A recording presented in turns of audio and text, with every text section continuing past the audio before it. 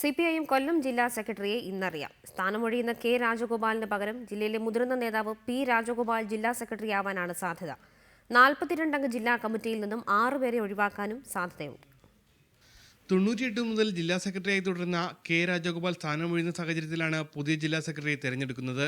ജില്ലയിലെ മുതിർന്ന നേതാവും സംസ്ഥാന കമ്മിറ്റി അംഗവുമായ പി രാജേന്ദ്രൻ ജില്ലാ സെക്രട്ടറിയാകാനാണ് സാധ്യത. സംസ്ഥാന കമ്മിറ്റി അംഗങ്ങളായ KN ബാലഗോപാൽ, K വരദരാജൻ, ജില്ലാ പഞ്ചായത്ത് പ്രസിഡന്റ് S ജയമോഹൻ എന്നിവരുടെ പേരുകളും സജീവമായി പരിഗണിക്കുന്നുണ്ട്. ഇതിൽ സംസ്ഥാന സെക്രട്ടറി പിണറായി വിജയന്റെ നിലപാട് നിർണായകമാകും. ജില്ലയിൽ സംഘടനയെ നയിക്കാൻ കഴിയുന്ന ശക്തനായ നേതാവിനെ ജില്ലാ സെക്രട്ടറിയാക്കണമെന്നാണ് പൊതുചർച്ചയിൽ ഉയർന്ന പൊതുവികാരം. 42 അംഗ ജില്ലാ കമ്മിറ്റിയിൽ 6 പേരെ ഒഴിവാക്കാനാണ് സാധ്യത. VS പക്ഷത്തെ 4ഉം പിണറായി പക്ഷത്തെ 2 പേരും ഇതിൽ ഉൾപ്പെടുന്നു എന്നാണ് സൂചന.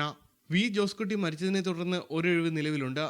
അങ്ങനെയെങ്കിൽ 7 പുതുമുഖങ്ങൾ ജില്ലാ കമ്മിറ്റിയിലെത്തും. DYFI സംസ്ഥാന joint secretary G Muraleedharan, DYFI ജില്ലാ secretary VP Prashanth, CPIM Punalur area secretary MA Rajagopal, Sasthamkotta area secretary PK Gopan, SFI കേന്ദ്ര കമ്മിറ്റി അംഗം ചിന്താ ജെറോം എന്നിവരുടെ പേരുകളും പരിഗണിക്കുന്നുണ്ട്. റിപ്പോർട്ടർ, കൊല്ലം.